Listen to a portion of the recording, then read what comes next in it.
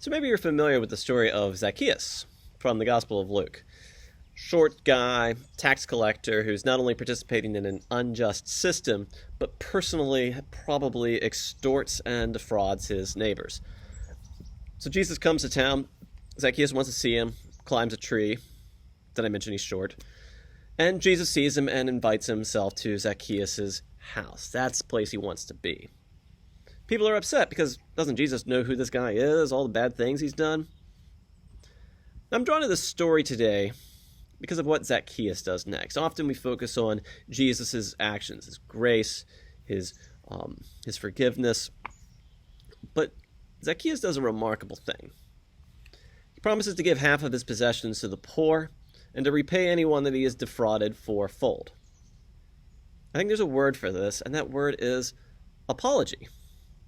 And we see in the story that it's more than words, that it's the beginning of a process to make relationships right, to heal what has been broken.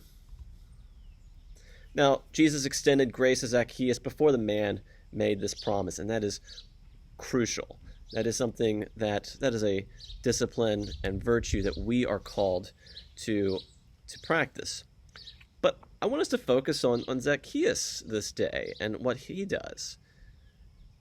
Paul writes in his second letter to the Corinthians that we are part of a ministry of reconciliation, that just as God is reconciling the world through Christ, that we are to be part of that reconciling. We are in the business of taking broken relationships and making them whole again. And we often emphasize forgiveness, which is a crucial component of reconciliation. It is the way in which we hold the door open to healing these relationships, of coming back together. But sometimes that idea of forgiveness can be exploited. Maybe not even intentionally, but exploited nonetheless to shift responsibility and shift the burden upon those who have been injured, onto victims.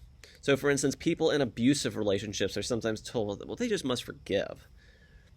And historically oppressed groups are often told how we just need to move on and not make a big deal of what's happened, even as unjust and oppressive systems and actions continue to this day.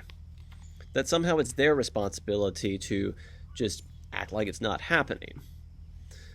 But that's not reconciliation. As long as abusive and unjust behavior continues, the relationship is broken. The relationship has not been made right. Both parties bear responsibility for reconciliation, and those who are in the acts of hurtful and abusive and unjust actions probably bear the greatest duty, because that just needs to stop and it needs to be healed.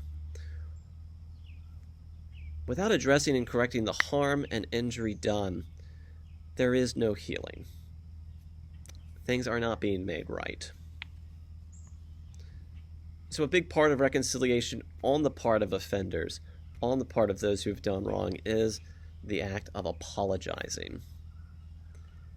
Now, this is a practice that we are often bad at doing and teaching. We demand it of our children, but it's often treated as magic words. Say you're sorry. And we don't actually get into, well, what is an apology and what makes a good or makes a real apology. First, an apology is addressed directly to the person or people harmed. We don't just apologize in the abstract for just doing bad things in general, but we apologize because our actions have affected real people, and their harm and their person must be acknowledged and honored. And when we apologize, we are completely focused on confessing the harmful act. We take responsibility. We own what we have done. Not what others have done, but we own what we have done, and that is ours alone to speak about. We do not rationalize or make excuses for our behavior. We don't get defensive. We don't try to defend our honor. We don't try to shift a little bit of blame onto the person we harmed. Well, if you hadn't done this, well, you've been so this. We don't talk about what they did because that is not ours to own, is not ours to confess, is not ours to take responsibility for. We are called to clearly, directly take responsibility for what is ours alone. I did or said X, which was wrong, and I apologize. We're not responsible for anything they might have done, and we are also not responsible for their response, for that matter.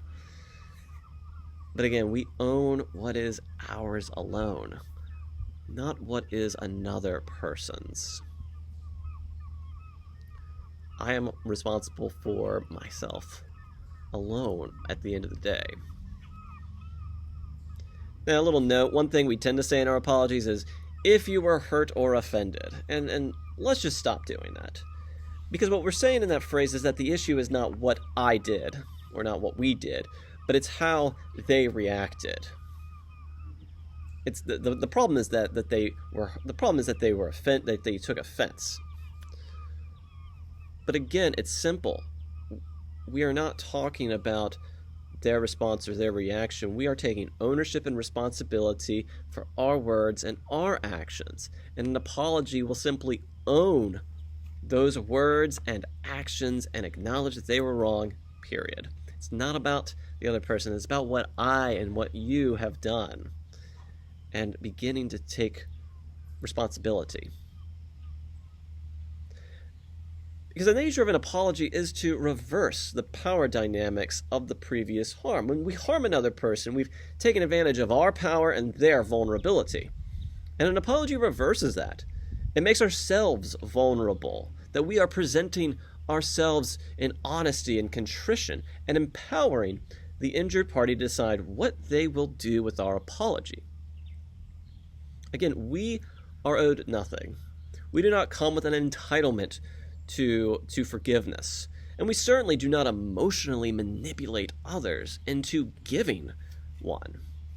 We allow them to exercise power in the wake of a situation where they were denied that right. We allow them to make a choice. And that vulnerability is scary, especially around someone who has reason to be angry with us.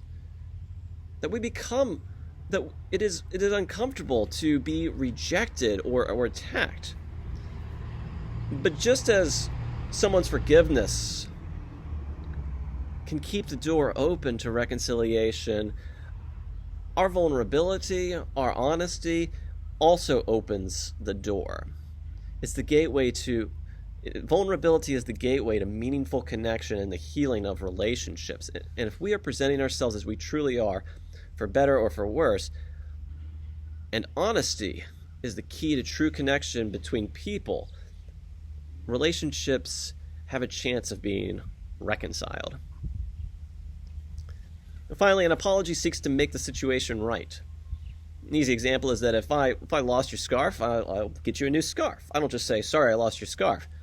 You get a new scarf.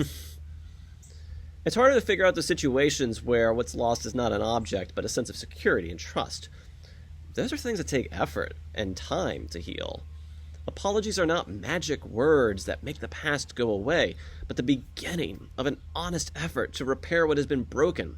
It's true on the personal level, and it's true in matters of society and justice. We so often just want to skip to the forgiveness part. Let's just move on. Again, placing the burden on the injured and the oppressed, rather than taking responsibility for our part in the hard work of reconciliation, in which all parties are doing their part to make things right. And that will include confessing previous wrongs, changing behavior. Because if you're not changing the behavior, do you truly regret the behavior? And then making reparations for the harm done. Something's been broken and it must be fixed. Those who have done wrong must take ownership for their part in the relationship, for what they are now responsible, rather than making demands upon those who have been wronged. Zacchaeus clearly and directly acknowledged the wrong. He acknowledged the people whom he had wronged. He changed his behavior and he made efforts to repair the harm he had done to others. In fact, he goes beyond repaying what repaying the money that he had cheated people out of, because he knows that the harm done was more than just that cash value. He needs to go above and beyond that to acknowledge that there was also an emotional, a spiritual, and a social harm done to others. Christ's ministry of reconciliation is one that asks great vulnerability of us, of us taking a chance, both in our willingness to forgive, which our friend James will discuss next week, and in our willingness to confess, apologize, and make changes and reparations, to open ourselves up both to honesty and to a new way of being. May we take responsibility for our part in working towards that new creation where all are being reconciled to God and to each other.